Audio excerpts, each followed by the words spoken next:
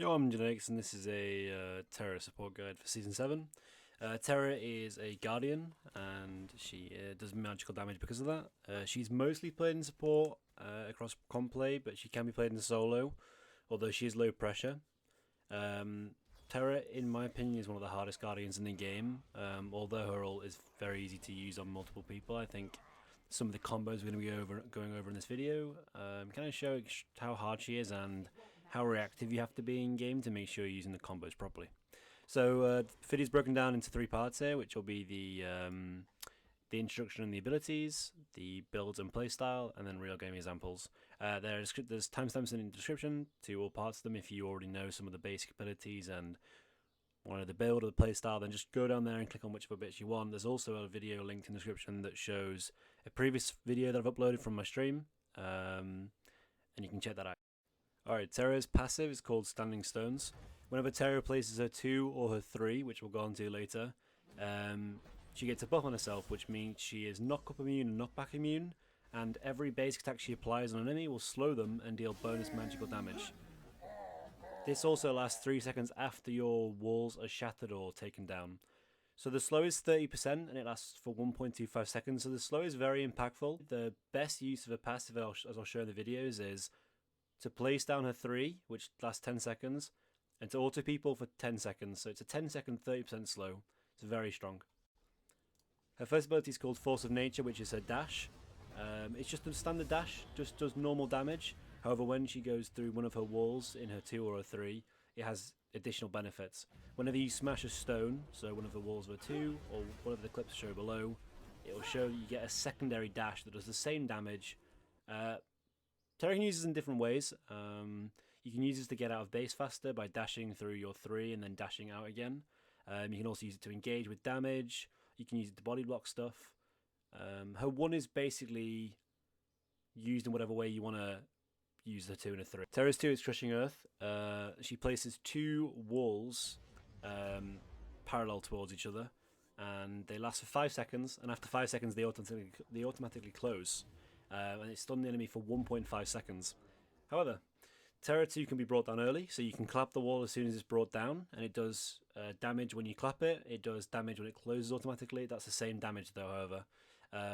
The wall also does shatter damage, so whenever you use the dash through one of the walls, it does shatter damage and explodes out in a cone, and you can destroy each wall once. If you do destroy the wall with the dash, then you can no longer clap because you need both walls up in order to clap.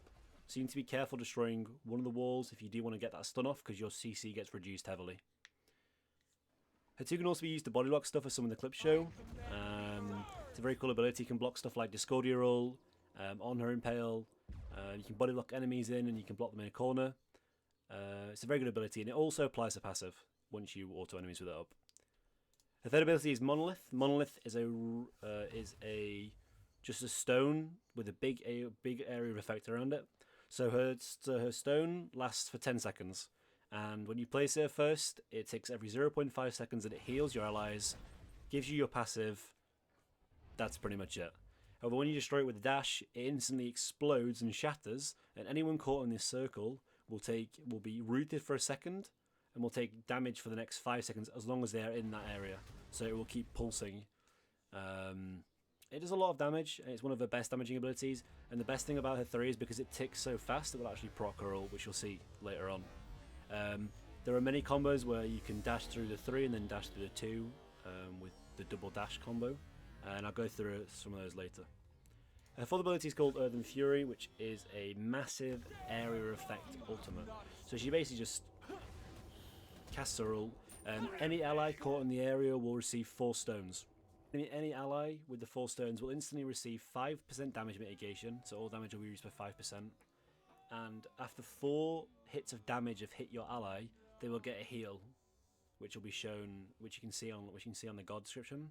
And then it's the reverse for enemies. The enemies will receive 5% more damage taken from all sources, and once those 4 stones are broken on the enemy, they'll take extra damage from the ability. It also has an additional heal over time on your allies, so you can use this ultimate in the middle of a team fight, and if you hit 5 or 6 people, you've pretty much done your job on Terra. It's then your job to pop the ultimate. So when people say to pop Terra ultimate, it means you want to try and do 4 instances of damage on the enemy character to make sure your ult does damage, and you've got 10 seconds for that to happen.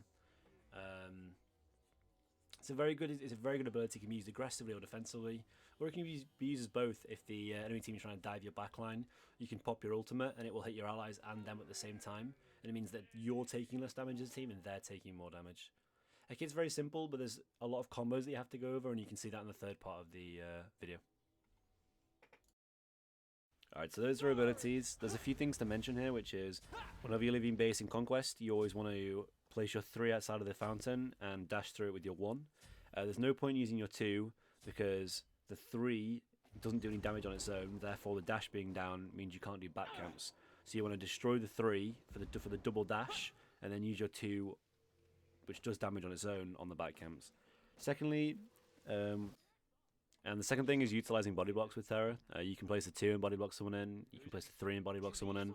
There'll be 2 clips down below. A YouTube video of me trolling my friend, and a Twitch clip of me doing it in a real game, in a GM rank game, using the 2 and the 3 to block off a corridor. And it kind of shows how you want to play Terra in a fight as well. So that is some of the advanced mechanics of Terra for sure.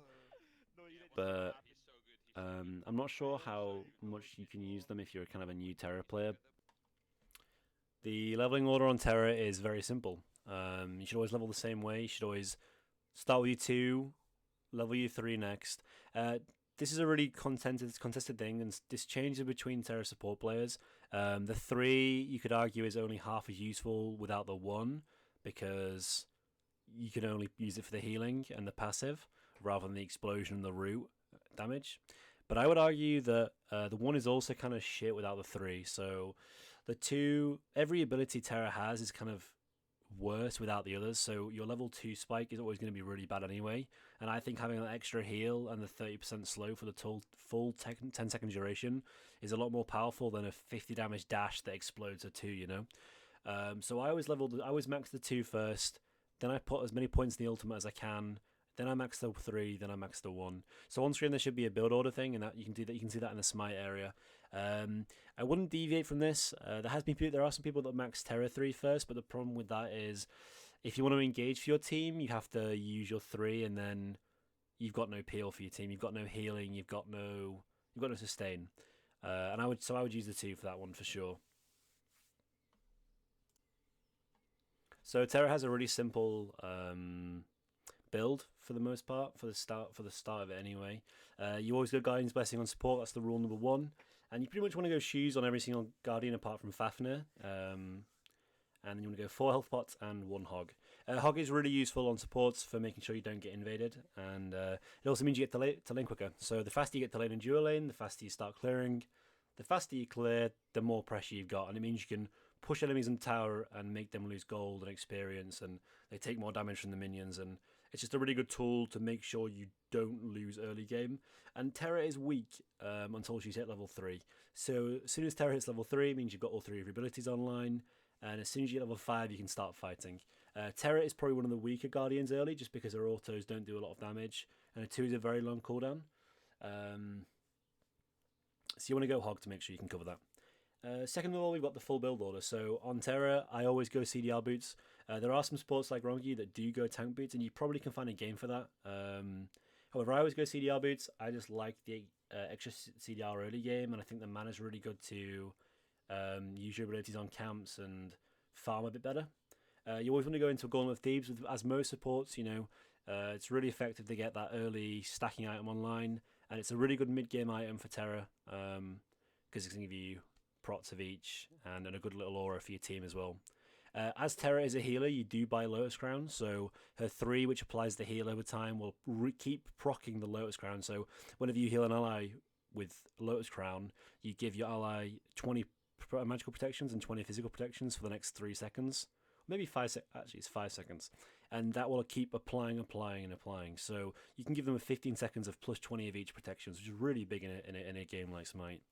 And then you want to go into a Void Stone. Now the Void Stone is questionable for some, but it's what I found best. I think having that extra, making your mage do bonus damage and making yourself do bonus damage to tanks is really good, especially when you're going to be involved around other people a lot in team fights. think it's good to give extra pen for your carries, especially on those tanks where the 10% pen's going to be 10% prot reduction is going to be most effective. So after you've built those core 4 items, you're going to be building one of these next 4 items on screen. If you feel really tanky, then go for a Divine Ruin or a Soul Reaver. Have they got a lot of healing? Well, build a Divine Ruin. Have they got a lot of tanks? Then build a Soul Reaver. You know, that's pretty much how I do it. If you're not feeling so tanky, then just go a Mantle of Discord or a Pridwin.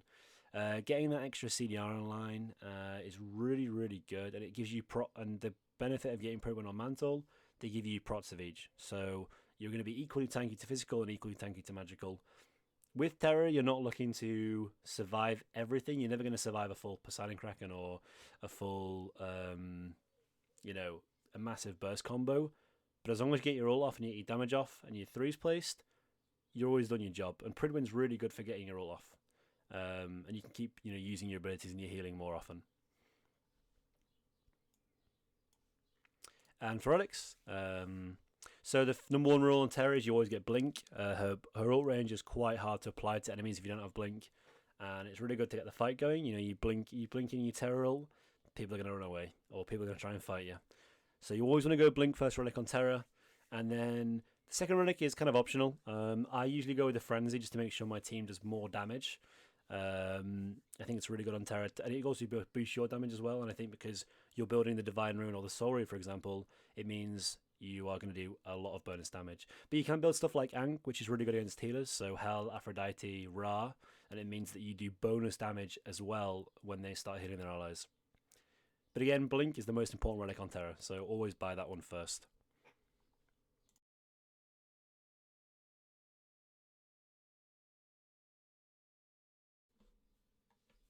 Alright, so the first that we've got is walking through mid lane and seeing the Chang'e. So you place the 2 to blind out the wall and force them into your enemy jungler, and then you explode through one of the walls, and then that's pretty much it. Just shows the use of blocking with your 2 and then exploding with your 1. Very simple. The second clip again with a similar thing, you see the 2 option, and I've blocked off the option. Place the 3 as well and double dash through both of them to apply the root, the damage, and the shatter damage from the 2. And then using the second dash to dash through the Khepri. Immediately popping the ult, and as you can see the green numbers on the screen above your ally's head, that's the heal over time. And it also means that they get a burst hitting if enemies hit them 4 times. And the third clip is going to be a bit of a long one, but I'll go through the explanation of it. So as you can see, Khepri's kind of walking up here, and we see the Bastet flanking. So we walk up towards go for a root on the Khepri with one of the dash, place the 2, and you notice I don't need to immediately pop it because he's stuck in there and it's applying the slow. And then you clap it eventually once the Khepri's been stuck in there. Chang'e uses ultimate, and that's pretty much it. You're waiting, you've done a lot of damage, and you've just used your 2 and your 3. And then we've seen the Bastet flanking from behind, so I engage with the blink, get the ult on 2 people, wait for the cooldowns to come up, get the root with 1 dash, and then pop the 2 again with the second dash. And it bursts the Khepri with the cone damage, which pops the Terra ultimate, so it does a lot of damage and gets the kill for me there. The fourth clip, which skips towards the end of the game, but you can see there's a lot of intricate mechanics here. It just starts off with me placing my 3 for heals. The Tear dives in, I'm just tanking Phoenix for a little bit. I pop my ult, I've hit all my allies and the Tear, which pops on the Tear and gets them the kill. I place my 3 in the backline to apply Lotus and make sure they're staying healed up. I dash through my 3 to get a second dash, and then dash through my 2 to pop the damage. Now it doesn't hit, but it does show an example of how Terra mechanics can work. And you want to be trying to dash through those 2s late game and through the 3s. Especially if you've got your ultimate applied on enemies, it does a lot of damage. And I apply the Lotus Crown here for the added prots, and then place my 2 just to make it awkward for the enemy jungler to try and get in. The 2 doesn't always do something. However, trying to go around a wall that's unexpectedly there does make it annoying for the enemy. And then I've popped the Frenzy there at the end to make sure we can end the game. Wouldn't have mattered what relic I had there, but it's just a really good relic to use.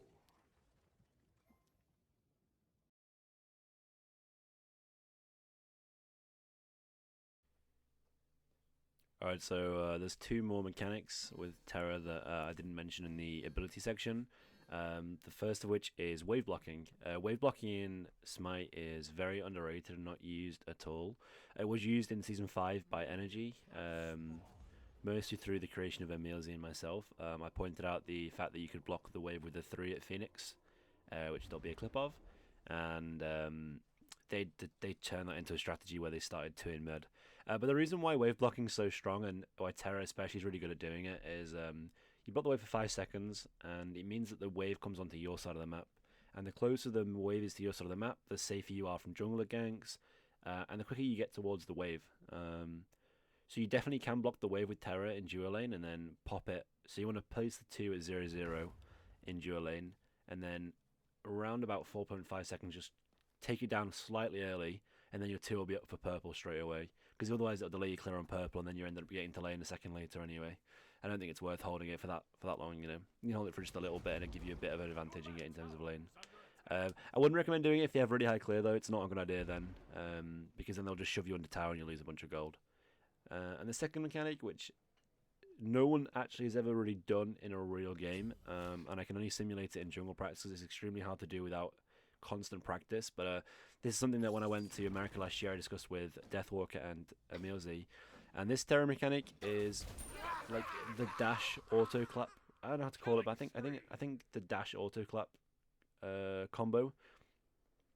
And it involves Terra placing her 2, and Terra 2 lasts for 5 seconds. So you'll place your 2, and after 5 seconds it's going to clap. And as the 5 seconds like timer hits, you want to dash through your walls as they're automatically closing, and it will do the clap damage on the person in the 2 and the explosion damage for both walls. So it'll do 4 times the 2 damage rather than the normal 2 damage. It's extremely hard to do. You'll never do it in a real game. Well, I can't anyway. But I mean, if you can, good on you. It doesn't really have any real use. The best way to do it is to place the 2, and then when your attack speed's around 1, which is around, like, I think it's between level 5 and 8, then it's really easy for you to just auto 5 times, and on the 5th auto you cancel the auto with a dash, and then it's like easy to do. Again, not a useful mechanic, but definitely something that makes her a hard god, and one of the highest skill cap guardians in the game, in my opinion. Alright, well, that's the end of the Terra guide. If you've got any more questions, just ask them down below. Any feedback appreciated, as I'm just starting doing this now. Next guide will definitely be on Horus. I'm definitely going to start with the more experienced characters that I play and then move down the list. But yeah, anything you want to ask down below, just ask, and then don't forget to subscribe and like and wanna, all the stuff. That's pretty much it. Alright, thanks for watching. Hope it's helped you out a bit.